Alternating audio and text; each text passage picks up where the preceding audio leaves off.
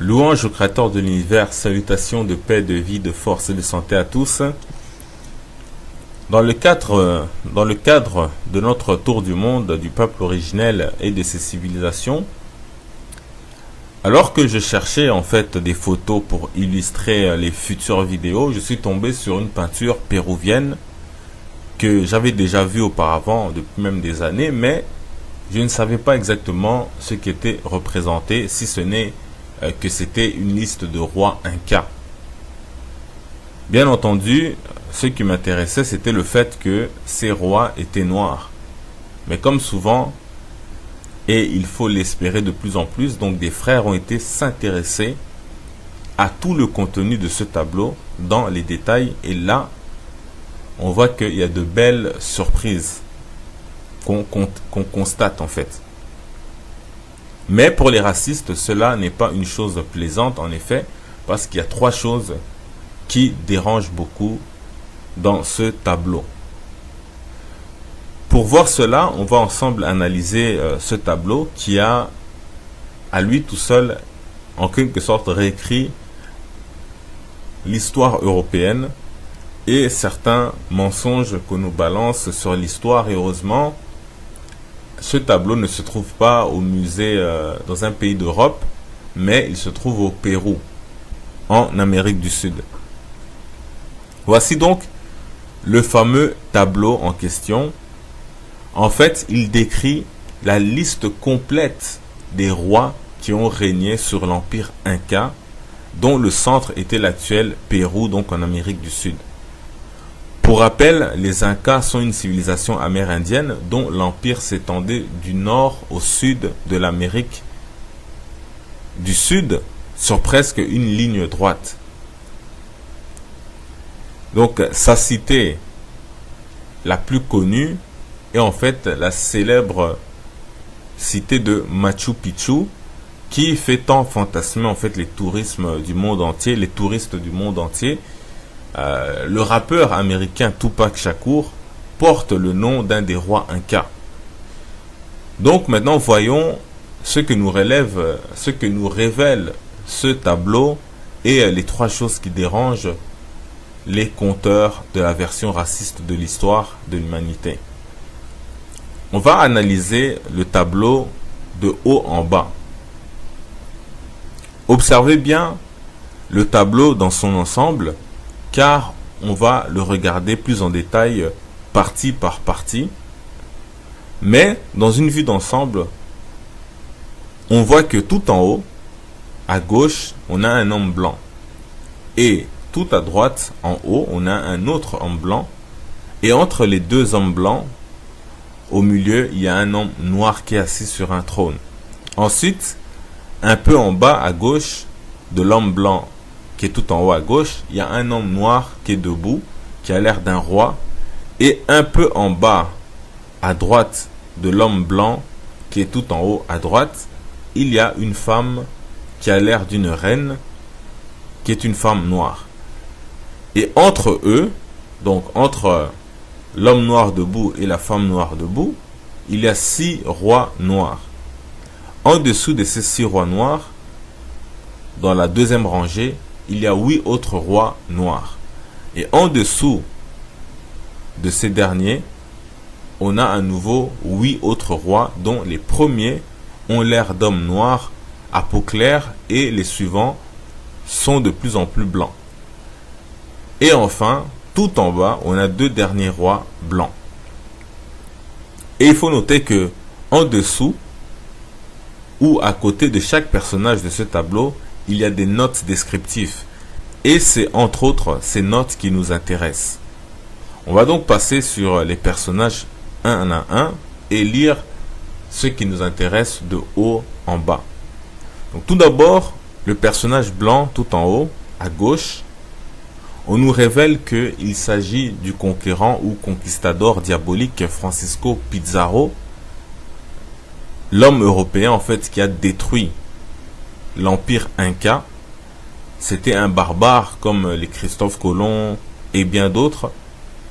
D'ailleurs, en fait, il paraît que à l'époque, l'Amérique du Sud était peuplée de 80 millions d'habitants en l'an 1500 et ils ne seront plus que 10 millions à peine 50 ans plus tard. Bien que, à mon avis, la réalité est encore beaucoup pire, bien pire que cela. Mais bon, ça c'est ce qu'on nous dit. Donc en dessous de Francisco Pizarro, on trouve son nom, que j'ai presque entouré en rouge.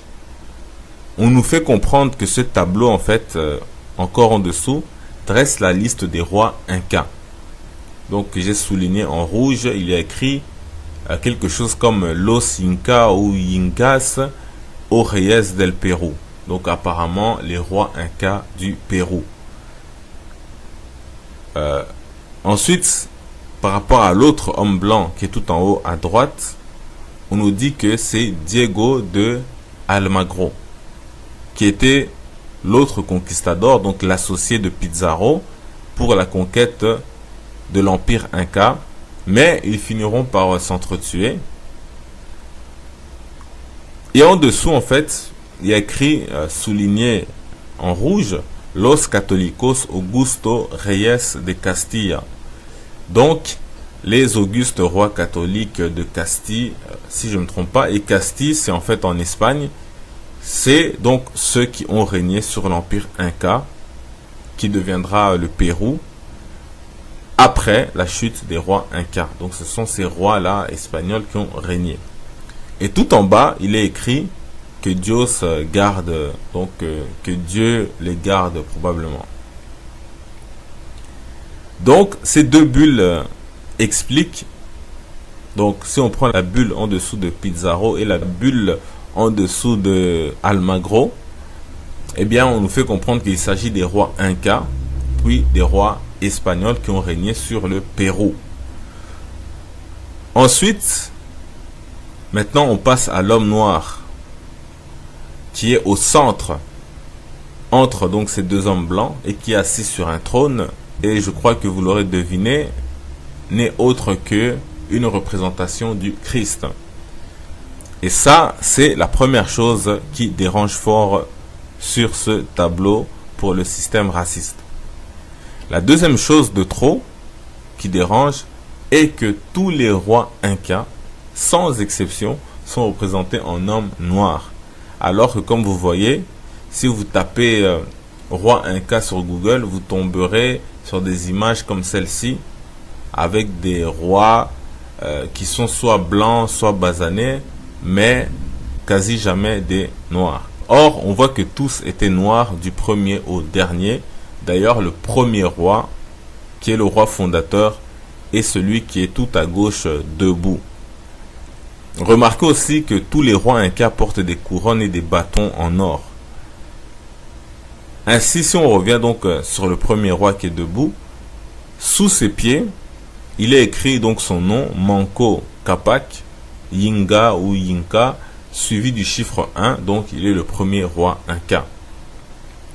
Tout à droite, on a la femme noire debout, qui n'est autre que sa sœur Mama Huanco, qui est donc la cofondatrice de l'empire inca. Entre ces deux-là, donc le fondateur et la fondatrice, on a 6 rois incas, qui commencent donc du numéro 2, après le premier qui est debout, au 7e roi. Puis en dessous, on a une nouvelle rangée de 7 rois incas. Au numéro 9, on constate qu'on a Pachacutec, donc qui est le bâtisseur de la cité célèbre de Machu Picchu. Et on a aussi Tupac, qui lui est le 11e roi inca. Et ainsi de suite, donc jusqu'au dernier roi inca qui est le 14e, à savoir Atahualpa. Et l'on s'attend ensuite, puisque c'est le dernier roi inca, à voir par la suite des rois blancs, espagnols, etc. Puisque c'est eux qui ont conquis l'empire inca. Eh bien non, stupéfaction, surprise, c'est un roi noir. Et pas n'importe quel roi. Pas juste un simple roi d'Espagne. Mais on n'a ni plus ni moins que l'un des plus grands rois, l'un des plus puissants rois de l'histoire de l'Europe. Donc il s'agit de Carlos Quento, comme il est écrit, ou Quento. il est en fait plus connu sous le nom de Charles Quint, ce qui veut dire Charles V ou en allemand Karl. Pour ceux qui ne le connaissent pas, en fait, il se trouve qu'il est l'empereur du nommé Saint-Empire romain germanique. À son époque, il contrôlait l'Empire germanique qui comprenait l'Allemagne, l'Autriche, la Tchéquie, la Slovénie, la Suisse, la Belgique, la Hollande, la Corse, l'Espagne et presque toute l'Amérique du Sud, à l'exception du Brésil, mais aussi une grande partie de l'Italie, une partie de la France et de la Pologne. Donc c'était un roi puissant en Europe, le plus puissant tout simplement. Et ici, d'ailleurs, il voulait réunir, en fait, il voulait unifier toute l'Europe pour en faire un empire chrétien où lui et les empereurs germaniques seraient les rois. Donc, les ambitions de l'Allemagne n'ont pas commencé hier. Et ici, on a vu que sur ce tableau, Charles Quint est représenté en tant qu'homme noir. Et c'est forcément, en fait, la troisième chose qui dérange de trop le système raciste dans ce tableau. On va revenir sur ce roi, donc Charles Quint, et le dérangement que tout ça pose sur le tableau. Mais avant, on va finir en fait notre liste de rois. Et que remarque-t-on à la troisième rangée? Eh bien, que même, en plus que Charles Quint est représenté en noir, les trois rois qui le suivent, de 16 à 18, sont noirs, clairs de peau ou bien métissés. Et que après ces trois-là, on voit qu'ils sont tous blancs du 19e roi au 25e roi. Maintenant, revenons. Déjà, c'est surprenant parce que on s'attendait justement à voir que des blancs, des rois blancs. Mais là, on a encore trois autres rois noirs ou métis. Maintenant, revenons à Charles Quint. Donc, qui est ici représenté en un homme noir. Lui qui pourtant, en Europe, on le représente souvent en blanc ou bien presque roux, voire un peu comme un albinos. Mais aussi comme blanc, comme on l'a dit. Donc, la question qu'on peut se poser est pourquoi sur ce tableau, il est peint en noir. Pourtant, ce tableau date de près de 2 siècles après sa mort et après la fin de l'Empire Inca. Car le 25e et dernier roi qui a régné sur le Pérou, donc l'ancien Empire Inca, donc ce dernier roi-là a régné vers la fin du 18e siècle. Or, Charles Quint, lui, a vécu au 16e siècle. Donc, si ce tableau représente ce dernier roi-là, c'est que ce tableau doit dater vers le 18e siècle. Mais on a tenu, en fait, tout de même à rendre 2 siècles plus tard Charles Quint comme un homme noir. Donc, on aurait pu croire que c'est une caricature péruvienne, mais vers le 18e et 19e siècle, on sait déjà que les Européens dominent totalement le Pérou. Et si rendre quelqu'un noir, c'est se moquer de lui ou faire une caricature, alors les premières cibles auraient été Pizarro, Almagro, les conquistadors qui ont détruit le Pérou. Pourtant, on voit qu'ils sont bel et bien des hommes blancs. Tout comme d'ailleurs les derniers rois de la liste. Aussi, inversement, les rois Incas et le Christ n'auraient jamais été peints en noir si c'était pour se moquer. Donc, il y avait une bonne raison à tout cela. Et la preuve que ce tableau dérangeait, il se trouve qu'on en a fait une reproduction qui se trouve encore aujourd'hui dans la cathédrale de Lima, donc la capitale du Pérou. Et devinez quoi? Comme vous le voyez, le Christ qui était noir est devenu blanc. Donc on s'est débarrassé du premier problème, du premier dérangement. Les rois Incas, qui étaient aussi noirs, sont devenus métissés ou basanés. Deuxième problème résolu. Et enfin, Charles Quint lui-même et les trois rois noirs qui le suivaient sont aussi devenus totalement blancs. Et voilà donc que le système raciste peut respirer et bien dormir. Surtout que l'original donc du tableau avec les noirs, etc., se trouve dans un musée où les gens ne vont peut-être qu'une fois dans leur vie, si déjà ils s'intéressent à l'histoire, etc. Mais par contre, la version falsifiée et blanchie se trouve dans une cathédrale où, comme on sait que les latinos sont très religieux, se pressent tous les dimanches et donc ils voient toujours la même image, donc ils gardent cette fausse image d'eux-mêmes, de leur histoire ou de l'histoire de leurs ancêtres dans la tête. Donc c'est une mauvaise image qui a été imposée par les esclavagistes, etc. Et aujourd'hui, on continue de reproduire maintenant de fausses images de la liste des rois incas comme celle-ci. Or, si le tableau original représentait en noir ces rois incas, c'est que ça ne peut être le fruit d'un hasard. Cela traduisait plusieurs choses. Et la première, c'est que la civilisation inca originelle devait être noire. Aujourd'hui encore, on trouve des Péruviens qui sont sombres, comme ceux que vous voyez à l'écran. Et comme par hasard, la plus ancienne peinture connue de l'Amérique du Sud, donc la plus ancienne peinture connue de l'Amérique du Sud, qui a été faite en 1599 par un Amérindien du nom de Andrés Sánchez Galc, représente un noble inca noir et ses deux fils. Ils sont en habit espagnol, mais avec des bijoux incas. Et pourtant, en 1599, l'empire inca avait déjà été détruit par Pizarro et ses camarades. Donc ce tableau que vous voyez a été réalisé spécialement pour être offert en cadeau au roi d'Espagne. Donc ça aurait pu être une preuve incontestable que les Incas étaient noirs.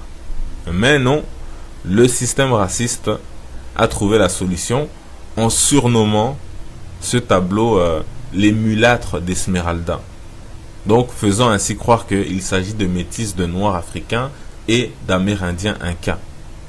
Mais ça encore, c'est contredit par une note en fait du musée de Lima, donc la capitale du Pérou où se trouve ce tableau, qui dit clairement que cela représente des princes incas qui venaient en fait pour vendre de l'or, des pierres précieuses, des tissus, etc. aux Espagnols, parce que c'était une zone interdite aux Amérindiens. Mais les princes seuls pouvaient y accéder. Et comme vous pouvez voir à l'écran, cette note est en espagnol et c'est la note d'un historien très connu et un écrivain qui était métis, il était moitié espagnol, il était moitié inca. Donc en bref, toutes les tentatives sont bonnes pour occulter donc l'histoire du peuple originel. Donc qu'est-ce qui leur dérange que les Incas aient pu être noirs? Eh bien simplement montrer que l'homme noir est inférieur, il n'a pas d'histoire, il n'a pas créé de civilisation, pas d'écriture, rien de rien. Mais forcément, on ne peut pas tout cacher, on ne peut pas tout enterrer comme ça de l'histoire. Une autre chose montre encore que les Péruviens noirs incas étaient attachés à leur noirceur. C'est le fait de peindre le Christ en noir sur le tableau qu'on a vu. Or, il y a une histoire qui aurait pu paraître anecdotique pour la plupart des gens, dans un récit incroyable, qui est devenu d'ailleurs légendaire. Mais cette petite anecdote dans cette histoire incroyable ne passe pas inaperçue pour un oreille du peuple originel conscient et averti. En effet, et je vais essayer de vous mettre l'image en capture d'écran, mais là on fait un copier-coller parce que la page ne s'affiche pas bien. En fait, on nous raconte que le roi d'Espagne, Charles Quint, avait offert aux Péruviens, aux Incas, aux Américains, latinos et tout ça, amérindiens, une statue du Christ en homme blanc sur la croix. Mais comme il y avait une tempête dans l'océan durant le voyage pour amener donc cette croix avec le Christ vers l'Amérique, les marins l'ont accroché à l'avant de leur bateau pour obtenir un miracle et faire cesser la tempête. Et plus tard, ils sont arrivés en fait dans un endroit pour faire une pause. Et dans cette ville-là, on leur a volé en fait l'original du Christ. Et donc, ça a été remplacé par une statue noire du Christ, qui a été fait comme par hasard par un indigène, un péruvien d'origine, un amérindien. Et depuis, on dit que cette statue-là fait de grands miracles, soi-disant, ça stoppe les tremblements de terre, les épidémies, tout problème qu'il y a là-bas. On prend cette statue du Christ noir, qui est vénérée maintenant depuis près de 400 ans, et on la trimballe comme ça à travers toute la ville pour faire cesser les maladies, les guerres ou tout ce qu'on veut. Et depuis 400 ans, chaque année, on la sort, etc. Et c'est des dizaines de milliers qui viennent même du monde entier, de toute l'Amérique latine, qui vénèrent cette statue. Certes, c'est de l'idolâtrie, mais c'est pour la petite histoire. Et cette histoire, en fait, comme on a dit, passerait pour n'importe qui inaperçue. Mais chez nous, directement, automatiquement, on se pose la question, pourquoi un Péruvien, comme par hasard, ferait une statue du Christ en noir, alors qu'on dit que Charles Quint va envoyer une statue blanche.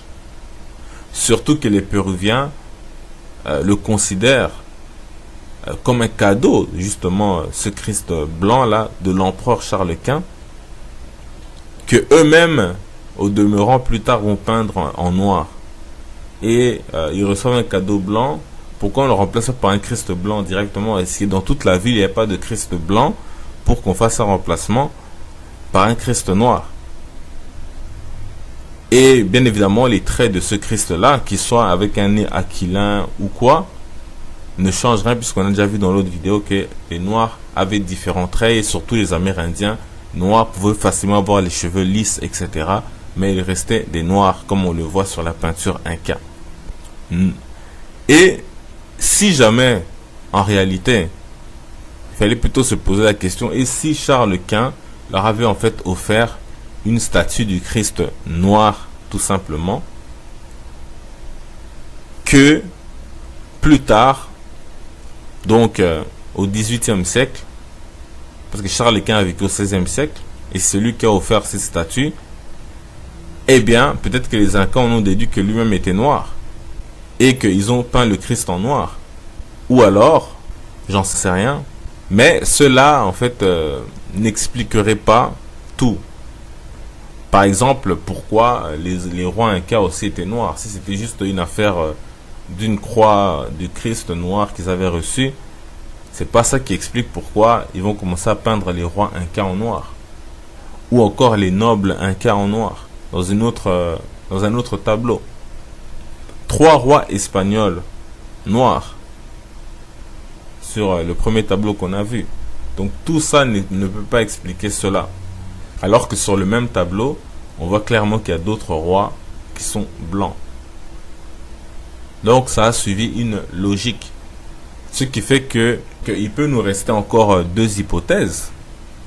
Soit les Incas savaient que Charles Quint était lui-même noir, et peut-être aussi que certains missionnaires, certains prêtres ou quoi, leur ont fait savoir, et qu'ils ont aussi fait savoir que le Christ était noir. Ou alors, tout simplement, comme eux-mêmes les Incas étaient noirs, ils ont représenté le Christ noir, etc. Et par souvenir et nostalgie de leur roi Inca, ils ont peut-être peint aussi le roi Charles Quint en noir.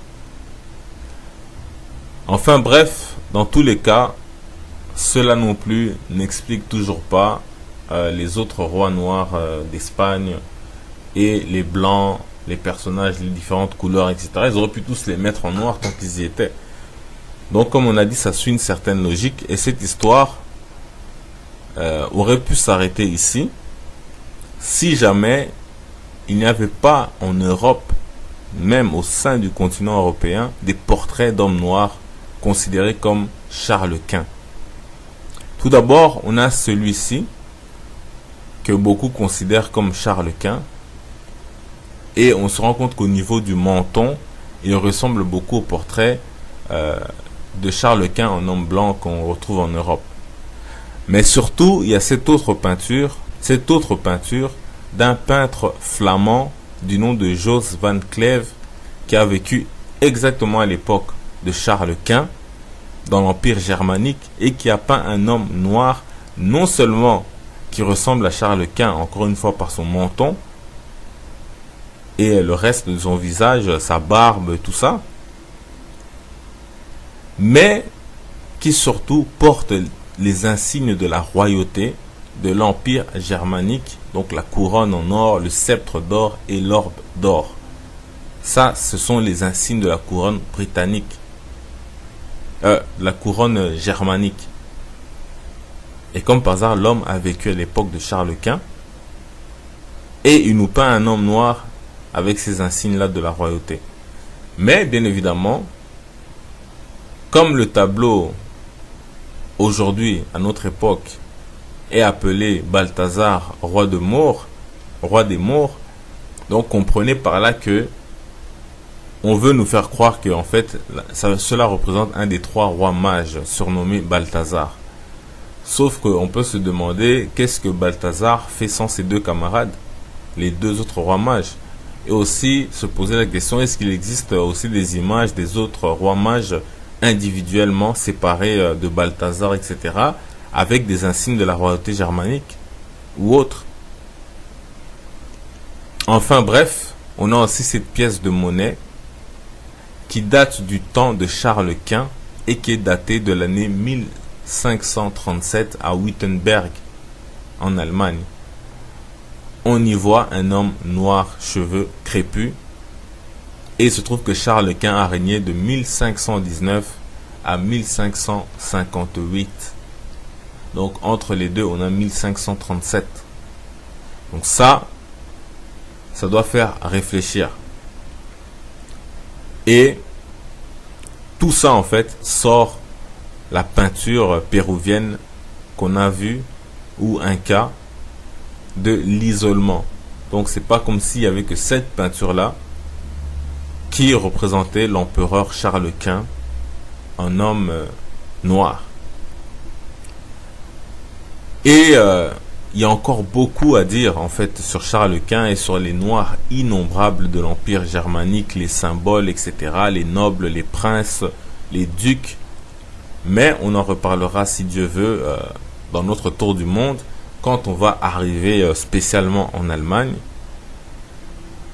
Cette vidéo-ci était spéciale donc à cause de ce tableau qui m'a un peu surpris lorsque j'ai découvert ces détails, parce que le tableau, comme j'ai dit, je le connaissais déjà depuis un certain temps, mais avec tout ce qui est autour de l'Empire germanique que je connaissais aussi. Donc ce tableau sort de l'isolement.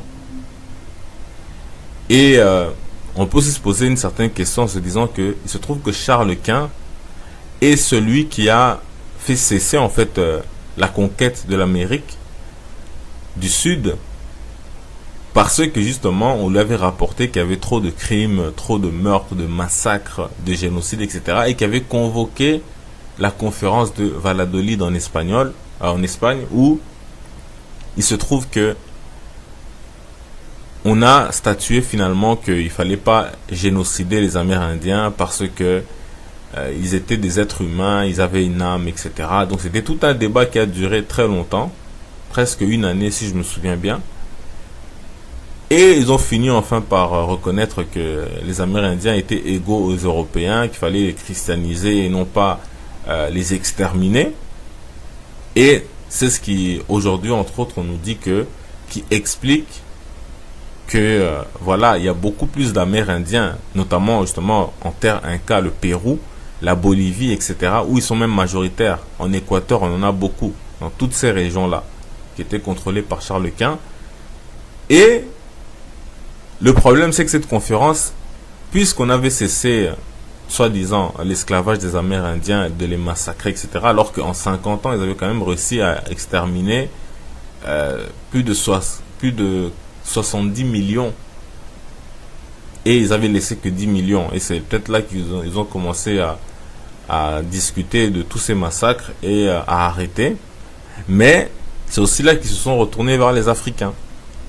Que eux, ils n'avaient pas d'âme, qu'on pouvait les prendre en esclavage en Afrique, cadeaux gratuits, etc. Bien évidemment, il faut préciser que si Charles Quint était noir, il n'aurait pas pu accepter de dire que les noirs n'avaient pas d'âme, étaient inférieurs, etc., etc. Sauf que on a bien vu sur le tableau un cas que les Pizarro, les Almagro, etc., c'était des blancs. Donc, si Charles Quint avait été noir, ce qu'on peut supposer, c'est que il était entouré de blancs et d'autres gens qui, eux, partaient à l'aventure. C'est eux qui géraient tout ça. Et les rois étaient simplement là, comme ça. Ils avaient un certain pouvoir, leur prestige, etc. Mais ils laissaient faire les gens en première ligne. Et on le sait très bien. Par exemple, on a la preuve que Alexandre le Maure, comment il s'appelle, Alexandre de Médicis, était un homme noir. Pourtant, c'était l'homme qui contrôlait la ville de Venise. Non, c'était en Toscane.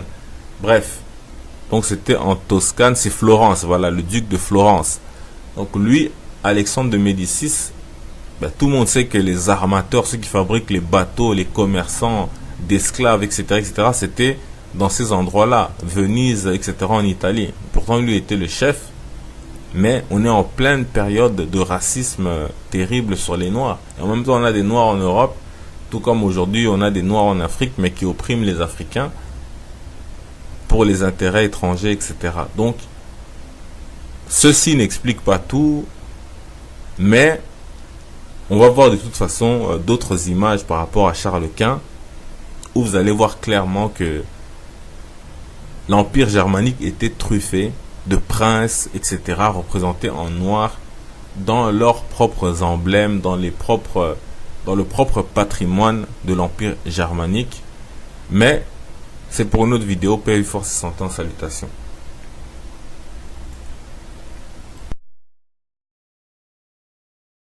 Tué. Et en dessous, en fait, il y a écrit, souligné en rouge, Los Católicos Augusto Reyes de Castilla. Donc, les augustes rois catholiques de Castille, si je ne me trompe pas, et Castille, c'est en fait en Espagne, c'est donc ceux qui ont régné sur l'empire Inca, qui deviendra le Pérou, après la chute des rois Incas. Donc ce sont ces rois-là espagnols qui ont régné. Et tout en bas, il est écrit que Dieu garde, donc que Dieu les garde probablement. Donc ces deux bulles expliquent, donc si on prend la bulle en dessous de Pizarro et la bulle en dessous de Almagro, eh bien on nous fait comprendre qu'il s'agit des rois Incas, puis des rois espagnols qui ont régné sur le Pérou. Ensuite, maintenant on passe à l'homme noir, qui est au centre, entre donc ces deux hommes blancs, et qui est assis sur un trône, et je crois que vous l'aurez deviné, n'est autre que une représentation du Christ. Et ça, c'est la première chose qui dérange fort sur ce tableau pour le système raciste. La deuxième chose de trop qui dérange est que tous les rois incas, sans exception, sont représentés en hommes noirs. Alors que comme vous voyez, si vous tapez roi inca sur Google, vous tomberez sur des images comme celle-ci, avec des rois qui sont soit blancs, soit basanés, mais quasi jamais des noirs. Or, on voit que tous étaient noirs du premier au dernier. D'ailleurs, le premier roi, qui est le roi fondateur, est celui qui est tout à gauche debout. Remarquez aussi que tous les rois incas portent des couronnes et des bâtons en or. Ainsi, si on revient donc sur le premier roi qui est debout, sous ses pieds, il est écrit donc son nom, Manco Capac, Yinga ou Yinka, suivi du chiffre 1, donc il est le premier roi inca. Tout à droite, on a la femme noire debout, qui n'est autre que sa sœur Mama Wanko, qui est donc la cofondatrice de l'Empire Inca. Entre ces deux-là, donc le fondateur et la fondatrice, on a 6 rois Incas, qui commencent donc du numéro 2, après le premier qui est debout, au 7e roi. Puis en dessous, on a une nouvelle rangée de 7 rois Incas. Au numéro 9, on constate qu'on a Pachacutec, donc qui est le bâtisseur de la cité célèbre de Machu Picchu. Et on a aussi Tupac, un homme blanc. Et tout à droite, en haut, on a un autre homme blanc. Et entre les deux hommes blancs, au milieu, il y a un homme noir qui est assis sur un trône. Ensuite, un peu en bas à gauche de l'homme blanc qui est tout en haut à gauche, il y a un homme noir qui est debout, qui a l'air d'un roi. Et un peu en bas à droite de l'homme blanc qui est tout en haut à droite, il y a une femme qui a l'air d'une reine, qui est une femme noire. Et entre eux, donc entre l'homme noir debout et la femme noire debout, il y a 6 rois noirs.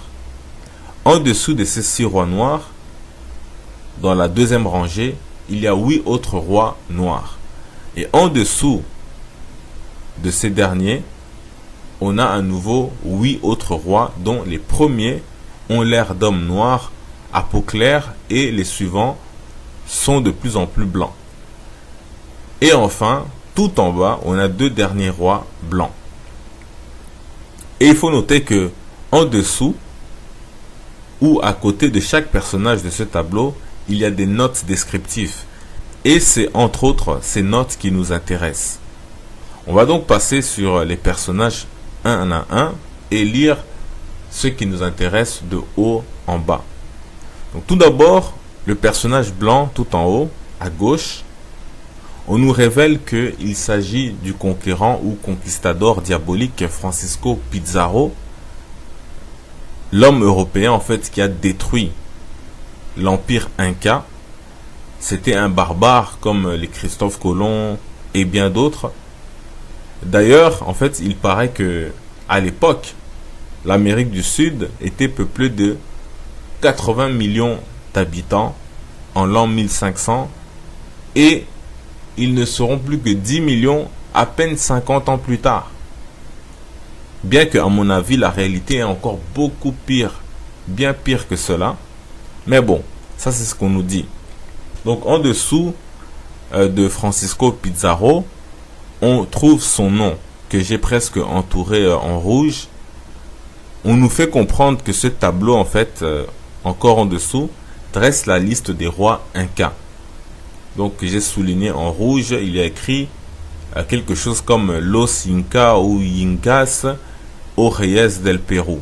Donc apparemment les rois incas du Pérou.